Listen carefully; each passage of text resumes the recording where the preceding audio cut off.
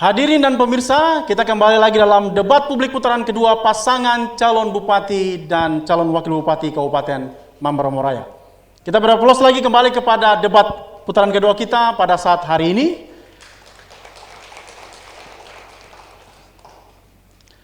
Dan pada segmen kali ini adalah segmen pendalaman materi debat. Akan ada beberapa pertanyaan yang akan saya berikan kepada setiap pasangan calonnya, dan pertanyaan akan dijawab oleh keempat pasangan calon berdasarkan pertanyaan yang saya akan berikan. Saya akan mulai dari pasangan calon nomor urut 3, dan saya berharap ketiga pasangan calon lain dapat mencatat pertanyaan sehingga saya tidak akan mengulang lagi pertanyaan yang telah saya sampaikan. Data tim gugus COVID Provinsi Papua tahun 2020 menunjukkan bahwa Kabupaten Mamberamo Raya masuk dalam zona hijau. Akan tetapi, kondisi COVID-19 belum dapat dipastikan kapan akan berakhir.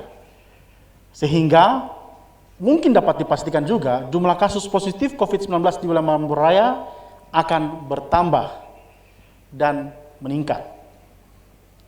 Bila terpilih sebagai bupati dan wakil bupati, bagaimana strategi Anda untuk melindungi masyarakat Mamberamo Raya dan memastikan bahwa mereka aman dan terhindar dari COVID-19? Kesempatan pertama saya berikan kepada pasangan calon nomor 3 untuk menjawab pertanyaan yang telah diberikan. Terima kasih waktu yang diberikan kepada kami. Pasangan nomor urut 3. Bagaimana kita antisipasi daerah Mamberamo Raya tahun 2020 yang sementara zona hijau luar biasa, karena Pak Bupati sendiri, kemudian pimpinan kesehatan, misalnya Kepala Dinas Kesehatan, dokter rumah sakit, dan semua pimpinan daerah menjaga daerah ini supaya jangan sampai orang-orang yang sudah kena virus masuk di wilayah Kabupaten Mamberamo Raya, sehingga daerah ini dia bisa zona hijau. Kemudian antisipasi kita ke depan, misalkan orang-orang yang masuk misalnya lewat kapal, pesawat harus memperketat, ya, sehingga ada yang kena corona atau yang masuk dari Jayapura atau mungkin dari mana-mana di daerah ini. Ya. Baik, mungkin saya kira ada beberapa titik di Kabupaten Mamberamo Raya yang perlu ada penegasan, artinya untuk mengantisipasi ini. Titik jalur kapal masuk ini yang kita harus menjaga. Kita menjaga karena Mamberamo Raya zona hijau, supaya jangan zona hijau ini jadi merah lagi. Itu tugas pemerintah daerah. Nanti ketika kami terpilih. Cukup, ingin ditambahkan? Ya, ketika kami terpilih, kali ini kami akan antisipasi sebagai pemerintah daerah di beberapa titik wilayah 3 distrik di wilayah barat, bahkan Terima kasih, waktu Anda telah selesai. Kita berikan aplaus kepada pasangan calon nomor 3 yang telah menjawab pertanyaan yang diberikan. Berikutnya saya memberikan kesempatan kepada pasangan calon nomor 1 untuk menjawab pertanyaan. Waktu 2 menit dimulai ketika Anda berbicara. Bicara COVID itu disiplin. Apa regulasi yang sudah keluar itu kita jaga bersama, yaitu masker, ya, terus cuci tangan dan jarak. Itu kunci yang harus kita jaga bersama.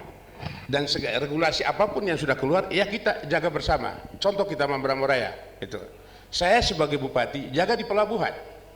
Muat barang pun pada awal pelaksanaannya, saya masuk ke dalam palka untuk cek, jangan sampai ada pengusaha-pengusaha punya barang-barang naik, akhirnya mereka ikut. Itu yang pernah saya lakukan untuk tegas. Jadi untuk kebersamaan itu kita jaga, jangan kita berbicara dengan mulut, tapi tindakannya tidak disertakan. Gitu. Karena itu kepentingan orang banyak gitu. Kita sendiri lihat kondisi Mamberamo itu seperti apa. Maka kita sebagai pemerintah harus melihat dari konteks itu untuk menjaga kebersamaan itu. Jadi bukannya bahwa itu COVID itu seperti apa, ya penyakitnya seperti apa, ya karena dia bukan virus yang berterbangan, tapi berpindah.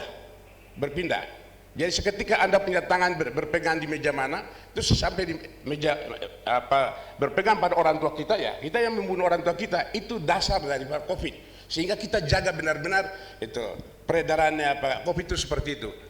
Karena kita tidak sadar bahwa kita yang menjangkitkan itu, sehingga pada selama kita hijau itu kapal itu dijaga betul, ya tidak boleh untuk mau ya apapun kita tetap perintahkan minta surat kepada gubernur untuk harus dibatasi, tidak boleh ada itu intervensi oleh siapapun untuk kapal itu naik turun, ya.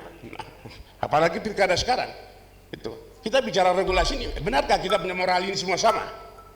Fakta sudah membuktikan sudah tidak benar. Sekarang siapa yang mau bicara benar di sini? Hal-hal seperti ini yang perlu kita sama-sama. Terima kasih, waktu Anda telah selesai. Kita berikan aplaus kepada pasangan calon nomor urut 1.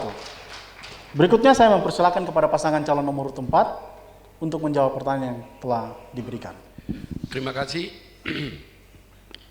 Pertama-tama penanganan COVID ini kita pertama-tama sebagai umat beriman, mari kita selalu patut minta pertolongan dan perlindungan Sang Pencipta itu pada kepercayaan kita masing-masing yang ada di negara kita ini. Yang kedua, sebagai pemerintah apabila beri kepercayaan kepada kami penanganan yang tegas kami akan lakukan adalah sebagai pemerintah daerah punya ketegasan setiap manusia keluar masuk di Jayapura harus rapid test seperti sementara berjalan, tetapi dipertegas lagi. Ada banyak yang naik tanpa rapid test. Karena itu di daerah harus kita perketat kerjasama dengan dinas terkait, kemudian aparat, khususnya di kepolisian, dan seluruh masyarakat yang ada di Mambramo Raya. Kemarin kami temukan di setiap puskesmas sangat minim alat kelengkapan COVID. Karena itu mungkin di antara keempat kandidat ini kami kandidat keempat saja yang membantu alat COVID itu kepada puskesmas selama kami kunjungi di distrik-distrik. Karena itu perlu kita perketat, ajar kepada masyarakat rajin cuci tangan, dan kami di sekretariat juga kita sudah buat contoh, setiap orang datang tamu ketemu cuci tangan dulu baru masuk, dan kita berikan yang tidak pakai masker, kita berikan masker. Ini alat-alat kesehatan sangat minim sekali yang ada di sini. Karena itu perlu kita akan lakukan tindakan-tindakan pengawasan yang sementara masih zona hijau. Nah itu terus kita bersama-sama dengan rakyat, bersama-sama dengan aparatur yang ada di Mambramo Raya, untuk mari kita sama-sama bersatu untuk menjaga hal ini. Kita bersama-sama, kita tidak berharap hanya kepada pemerintah. Sekian dan terima kasih. Kita berikan aplaus kepada pasangan calon nomor urut 4. Berikutnya kesempatan kepada pasangan calon nomor urut 2 untuk menjawab pertanyaan yang diberikan. Waktu 2 menit dimulai ketika Anda berbicara. Terima kasih. Berbicara tentang coronavirus atau COVID-19, ini sudah menjadi urusan wajib pemerintah dalam penyelenggaraan pemerintahan. Kabupaten Mambramo Raya sampai dengan hari ini berdasarkan data yang ada, kita masuk pada kategori zona hijau. Pertanyaan tadi oleh panelis, kita lihat nanti setelah 4 pasangan calon jadi bupati. Tapi sebelumnya saya mau bicara soal hari ini, minta maaf pemerintah daerah harus perhatikan. Kita baru hari ini pertanyaan panelis ini kita bicara soal ke depan, tapi hari ini harus perlu dikontrol. Ya, di dalam pelaksanaan pemilihan ini kita pertegas terkait dengan protokol kesehatan, tapi proses yang lain tetap berjalan biasa-biasa saja. Yang berikut, jika Tuhan berkenan menjadi bupati dan wakil bupati, tentu yang pertama itu penganggaran. Kami akan memperhatikan bagaimana penganggaran supaya penanganan COVID-19 ini benar-benar menyeluruh. Ya. Yang kedua, penganggaran ini penting untuk bagaimana kita bisa melakukan pengadaan terhadap alat-alat kesehatan yang memungkinkan bagaimana kalau orang Mambramo ada yang terkena virus ini bisa ada tindakan. Yang berikut, protokol kesehatan sederhana saja. Cuci tangan, pakai masker, itu yang penting harus menjadi komitmen bersama yang kemudian harus dipertegas oleh pemerintah dalam seluruh aspek pelayanan, tata kelola pemerintahan, pembangunan dan pelayanan kemasyarakatan. Demikian, terima kasih, Tuhan memberkati. Kita berikan aplaus kepada pasangan calon nomor urut 2. Masih dalam sesi pendalaman materi, akan ada pertanyaan yang saya bacakan untuk bisa disimak oleh keempat pasangan calon.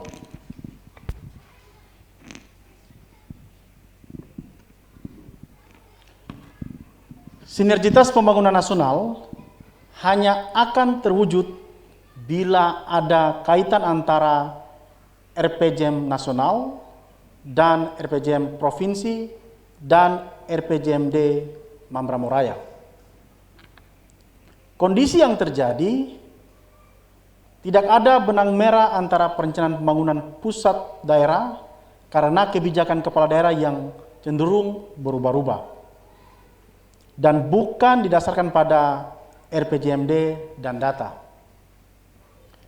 Bila Anda terpilih sebagai bupati dan wakil bupati, bagaimana strategi Anda untuk mengatasi dan mensinergiskan hal tersebut? Kesempatan pertama saya berikan kepada pasangan calon nomor urut 1 untuk menjawab pertanyaan yang diberikan.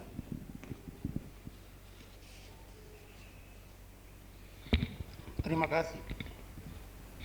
Memang kita akui bahwa di 2 tahun ini, 2 periode ini, Kabupaten Mamberamo-Raya tidak atau masih terus menyusun atau merancang RPJMD jangka menengah dan jangka panjang untuk daerah ini.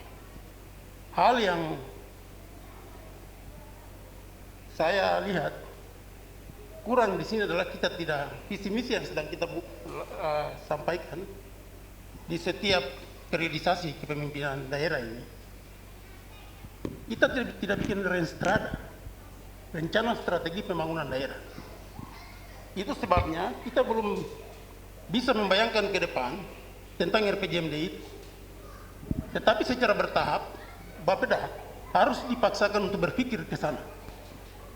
Apabila nanti kami terpilih nanti, memang Renstrada Kabupaten Mamberamo-Raya harus dilakukan. Harus dibuat dan dibikin jadi peraturan daerah. Ini jadi panduan untuk mengacu atau mengukur kinerja pemerintahan daerah ini ke depan. Baik untuk tahap jangka pendek, jangka menengah, dan jangka panjang. Misalnya macam sektor pengairan, sektor-sektor ini. Bagaimana kira-kira besok petani itu hidup? Jika air ini suatu ketika dipakai oleh pabrik, dan air ini sudah jadi racun bagi manusia. Ini memang harus ada rencana dan strategi pembangunan jangka panjang untuk daerah ini. Kita mulai dari mana? Ya kita mulai dari itu. Kita mulai dari perencanaan yang dari kampung. Oleh semua stakeholder. Sehingga Renstrada daerah ini harus ada di setiap periodisasi kerja. Dari setiap kepala daerah. Terima kasih, waktu Anda telah selesai. Kita berikan aplaus kepada pasangan calon nomor urut 1. Berikutnya kesempatan saya berikan kepada pasangan calon nomor urut 3 untuk menjawab pertanyaan yang telah disampaikan. Ya, tadi RPJMD ya, perencanaan pembangunan. Jadi di sini saya lihat biasa pengalaman yang saya lihat, saya saksikan sendiri, perencanaan yang dibuat oleh teman-teman di distrik itu lain. Distrik lain, kemudian dari desa-desa naik ke distrik lain, distrik naik ke kabupaten lain. Sampai masuk perencanaan pembangunan di Bapenas, Bapeda, dan lain-lain. Memang apa namanya, sesuai dengan kemampuan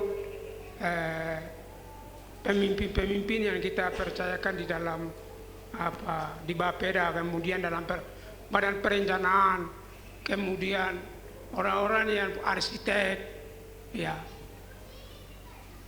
mungkin di situ apa namanya membuat perencanaan jangka panjang, kemudian perencanaan pembangunan jangka menengah dan lain-lain. Mungkin dari saya seperti itu. Pasangan nomor 3, sekian dan terima kasih. Terima kasih, masih ada waktu tersisa. Apakah ingin ditambahkan? Cukup?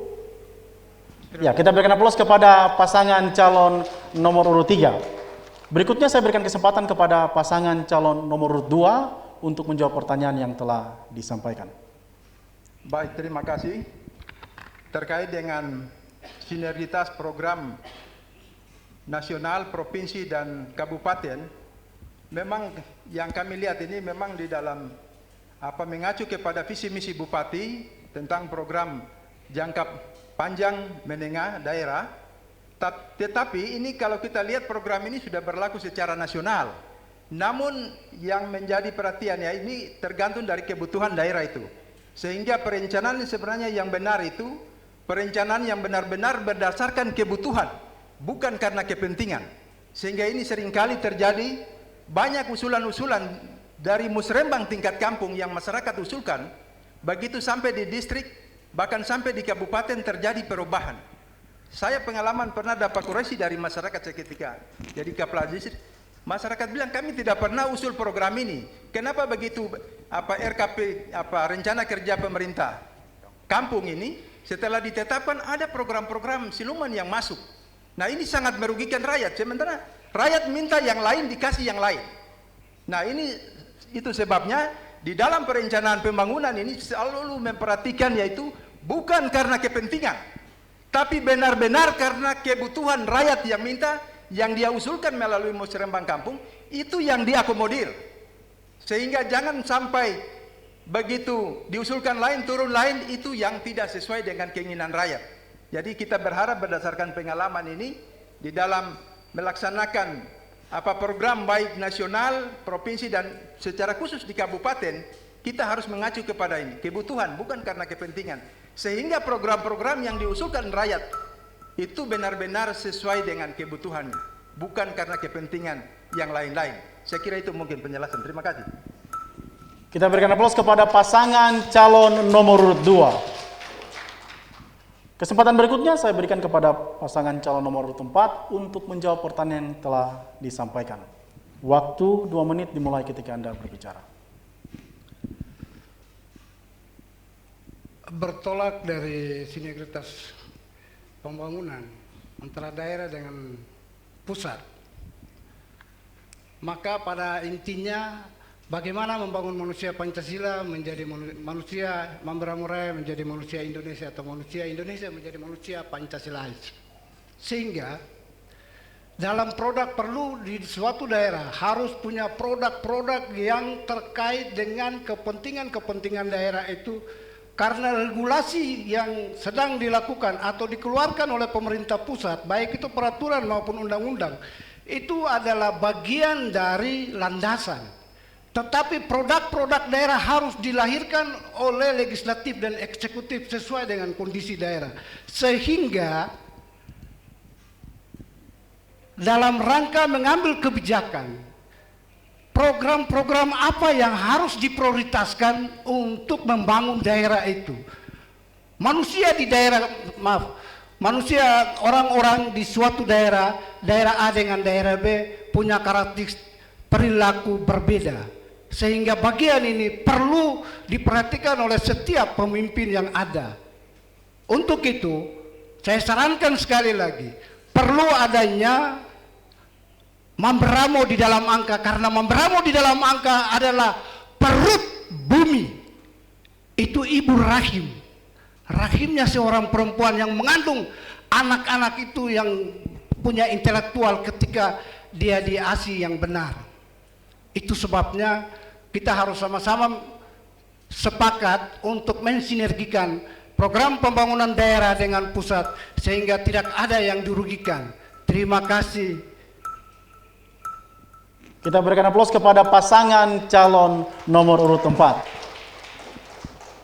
Hadirin dan pemirsa, segmen pendalaman materi debat telah dijawab oleh keempat pasangan calon sesuai dengan tema kita pada debat publik putaran kedua. Dan kita akan masuk pada segmen keempat, yaitu debat di antara pasangan calon. Namun kita akan jeda setelah pariwara berikut ini.